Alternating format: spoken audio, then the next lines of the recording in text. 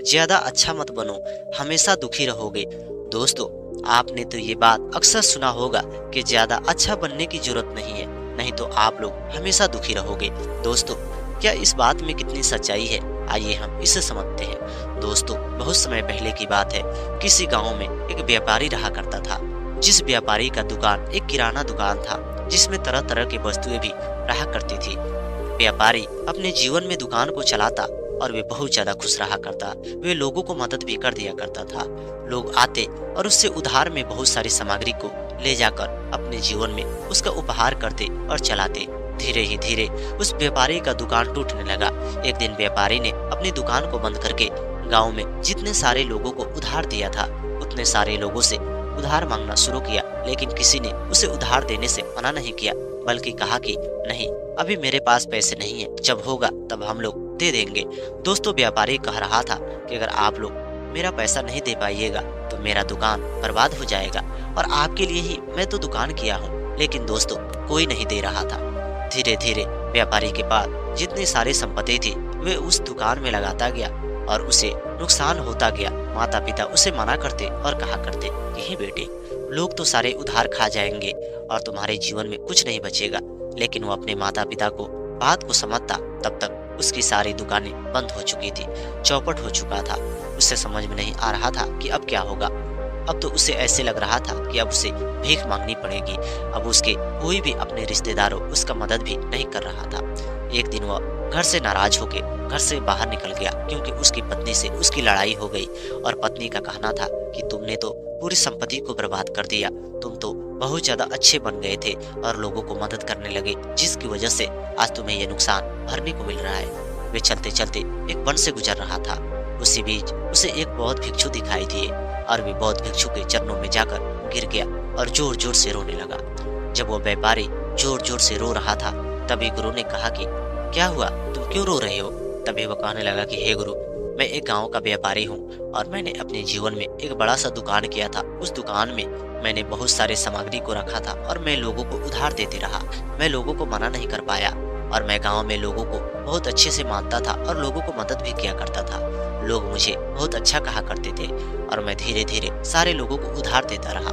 मैंने लोगों से पैसे मांगना शुरू किया, लेकिन लोग मना नहीं कर रहे हैं। लेकिन उनका कहना है कि अभी हमारे पास पैसे नहीं है, होगा तो दे देंगे। लेकिन ऐसे में हमारी दुकानें बर्बाद हो गई और मेरे घर परिवार के सारे लोग मेरे को डांट रहे हैं। साथ में मेरी पत्नी भी मेरे साथ झगड़े लड़ाई कर रही है, जिसकी वजह से मैं तो मरने जा रहा था। तभी आप मुझे मिल गए, जिसकी वजह से आज मैं आपसे ये बातें साझा कर रहा हूँ। उसके बाद मैं मरने चला जाऊंगा। गुरु कहने लगे कि हे व्यापारी, तुमने ये बहुत बड़ी गलती कर दिया, तुम्हें ऐसी गलती नहीं करनी चाहिए। क्या तुम्हारे जीवन में नुकसान हो जाएगा तो तुम मरने चले जाओगे? तुम मेरे पास चलो। और उसे लेकर वह आश्रम में चले जाते हैं। आश्रम में ले जाने के बाद उसे बैठाते हैं और वे सुबह होते ही वह व्यापारी कहते हैं कि देखो, मैं तुम्हें एक छोटी सी कहानी सुनाता हूँ। अगर तुम इस कहानी को समझ जाते हो तो तुम्हें पता चलेगा कि ज्यादा अच्छे बनने से क्या क्या हो सकता है और उसकी नुकसान कैसी होती है और उससे हमें कैसे बचना चाहिए। तभी वह कहते हैं कि बहुत समय पहले की बात है, किसी जंगल में एक भेड़ रहा करता था। जो भेड़ अपने बच्चों को जन्म दिया, वे भेड़ ने अपने बच्चों का जन्म दिया, जिसका बच्चा बहुत ज्यादा बुद्धिमान था और चालाक था। माता पिता उसे कितना भी समझाते, लेकिन वह माता पिता को बात को नहीं मानता। माता पिता उसे लाख मना करते, लेकिन वह वही जंगल में पहुंच जाता, जहाँ पे खतरनाक जानवर रहा करते थे और तरह तरह के कीड़े फतिंगे रहा करते थे।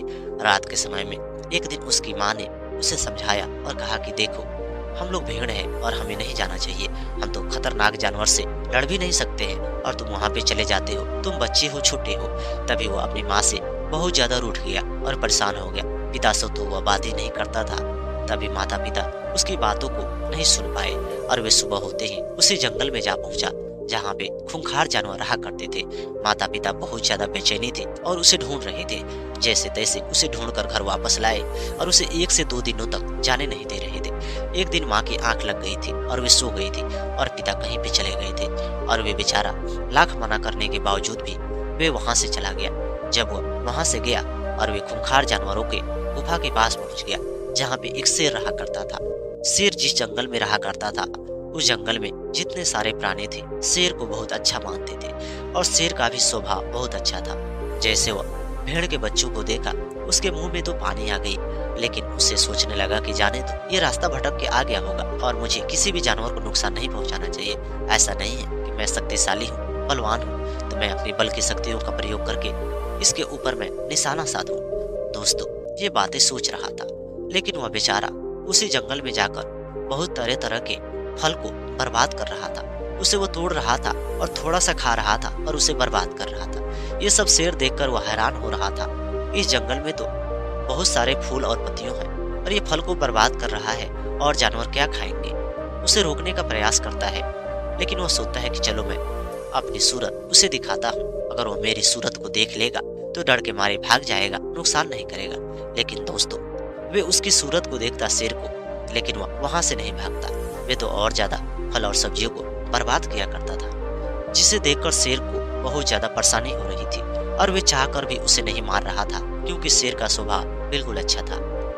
ये सब हो रहा था, उसी बीच एक लोमड़ी आई और वे लोमड़ी देख रही है कि वह बेचारा भेड़ का बच्चा सारे फलों को बर्बाद कर रहा है, सब्जियों को बर्बाद कर रहा है। लेकिन शेर देखकर ये बेचारे कुछ नहीं बोल रहे। शेर से आके कहने लगी कि देखिए, वो सब बर्बाद कर रहा है और आप कुछ नहीं बोल रहे। लोमड़ी से कहने लगा कि हे लोमड़ी, मुझे तो उसके ऊपर दया आ रही है, तो उसे मना भी करना चाहता हूँ, लेकिन वह मान नहीं रहा है और मुझे बल की शक्तियों का प्रयोग करने का मन नहीं कर रहा है, क्योंकि मैं किसी के ऊपर बल का प्रयोग नहीं करता हूँ। तभी वह कहती है कि हे महाराज, अगर उसे रोका नहीं जाए तो वे पूरी तरह से बर्बाद कर देगा। तभी वह शेर कहता है कि अब तो सांप का समय हो रहा है और वे थोड़ी देर में चला जाएगा। तभी वह वहां से चला जाता है। माता पिता उसे बहुत ज्यादा ढूंढ चुके थे। जब वो घर पे जाता है, इस तरह वो बताता है कि मैंने जाकर शेर को देखा और मैंने बहुत सारा फल और सब्जियों को बर्बाद किया। शेर तो मेरा कुछ नहीं बिगाड़ रहा था और तुम लोग कह रहे हो कि तुम मत जाना, हम लोग उतने खूंखार जानवर नहीं है, हमें कोई नुकसान पहुंचा सकता है। तुम लोग हमेशा डरपोक रहोगे तो और जानवर तुम्हें डराएंगे। माता पिता से इस कदर वो बातें कर रहा था। दूसरे दिन जाकर वो फिर से बर्बाद कर रहा था। शेर को लग रहा था कि हमें उसे रोकना चाहिए। शेर जाता है और शेर जाकर उसे रोकता है और कहता है कि तुम कौन हो और कहां से आए हो और तुम इतने सारे फलों को बर्बाद क्यों कर रहे हो? तुम तो खाने के लिए फल को नहीं तोड़ रहे हो, बल्कि बर्बाद कर रहे हो। तभी वो कहता है कि तुम कौन हो, कहां से आए हो, तुम चले जाओ, मेरी बातों में थोड़ी सी भी दखल अंदाज मत करो। दोस्तों, लोमड़ी ये देखकर मुस्कुरा रही थी, सोच रही थी शेर से तो वो छोटा सा जानवर नहीं डर रहा है और उससे वो तरह तरह की बातें कर रहा है। तभी वो शेर आता है और लोमड़ी उससे मिलती है और कहती है कि हे महाराज, देखना कल से वो इस जंगल में दिखेगा नहीं, उसे हमें सही रास्ते और सही सबक सिखाना ही पड़ेगा, नहीं तो वो पूरे बर्बाद कर देगा। तभी वह शेर कहता है कि हे लोमड़ी, उसे बल का प्रयोग नहीं बल्कि उसे समझाना होगा, नहीं तो बल का प्रयोग करेंगे तो हो सकता है वे नुकसान में आ जाए और उसे दिक्कत हो जाए। यह बात सुनने के बाद लोमड़ी कहती है कि महाराज, आपको चिंता करने की कोई बात नहीं, बस आप मेरे ऊपर भरोसा करिए और मैं ठीक कर दूंगी। दोस्तों, ये बात सुनने के बाद वह वहां से चला जाता है। दूसरे ही दिन वह जब आता है तब देखता है कि लोमड़ी तो यहाँ दिखाई नहीं दे रही है, लेकिन इधर वह भेड़ का बच्चा जैसे आता है सब्जी और फलों को बर्बाद कर देता है। लोमड़ी दौड़ती हुई जाती है और वे भेड़ के बच्चों को जाकर पटक देती है। पटकने की वजह से उसे चोट लगती है और उसके पंजों को वह दाब लेती है और उसे वजह से खाने को पड़ती है। तभी वो कांपने लगता है और वह मदद का पुकार करता है। तभी वो कहती है कि बता कि तेरे को छोड़ दिया जाए या मार दिया जाए, अगर तुझे मार देता हूँ तो तुझे कैसे लगेगा? तभी वो कहता है कि मुझे माफ कर दो, मुझसे गलती हो गई है और मैं दोबारा ये गलती नहीं कर पाऊंगा। तभी वो लोमड़ी थोड़ी सी पंजे को ढीली करती है ताकि ये डर के मारे भाग जाए और वे जैसे तैसे उसे छुड़ाकर भागने का प्रयास करता है। लोमड़ी उसका पीछा करती है और वे गिरता भागता हुआ अपनी माँ के गोद में जाकर बैठ जाता है। बैठने की वजह से वो बहुत ज्यादा डरा था। तभी उसका पिता आ जाता है और वे कहता है कि क्या हुआ, आज हमारा बहादुर इतना बड़ा डरा क्यों है? तभी वो पिता से कहता है कि हे पिताजी, आज तो मैं मरते मरते बच गया।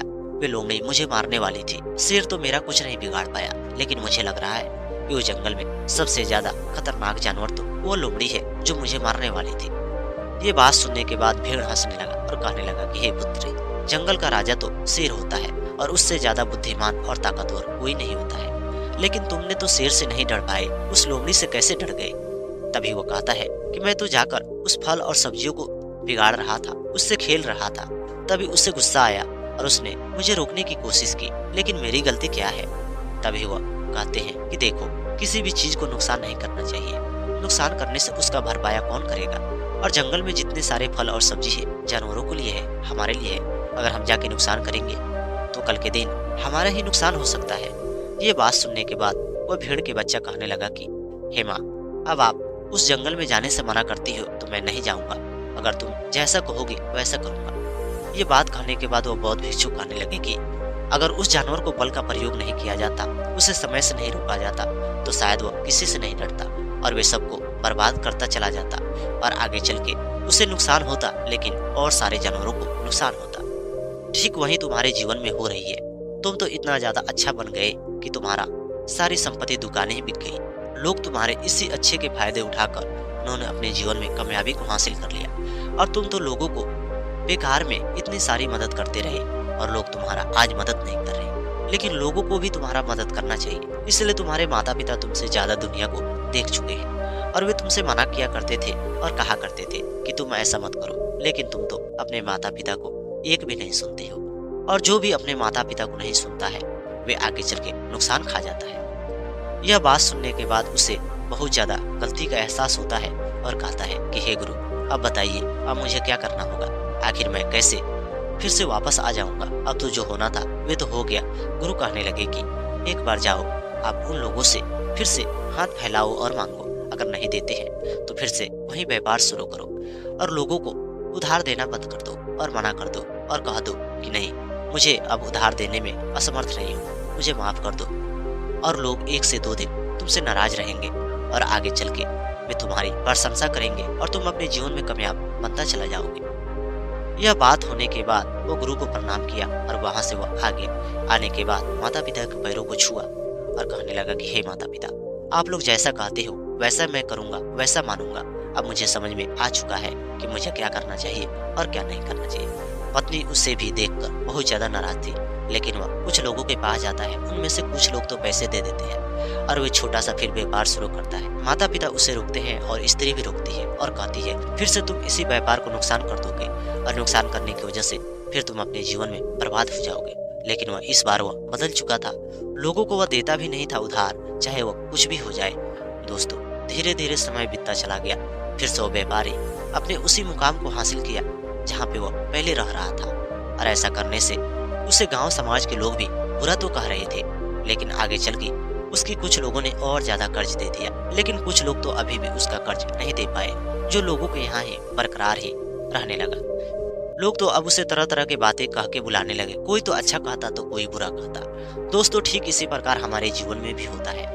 लोग जब हमारे को अच्छा कहते हैं तो हमें लगता है कि सच में हम लोग बहुत अच्छे हैं और हम अपने मन से अच्छा भी बनते हैं। और अच्छे बनने में हमें बहुत सारी संपत्ति गंवानी पड़ती है। इसका मतलब नहीं है कि हम सबसे ज्यादा अच्छा बन जाए और हम अपने आप को खो दें और हम अपने आप को बर्बाद कर दें। अच्छा जितना बनो उतना आपके लिए हानिकारक ना हो। इसलिए अगर जो भी इंसान हद से ज्यादा अच्छा बनता है उसके लिए हमेशा वह दुखी साबित हो सकता है।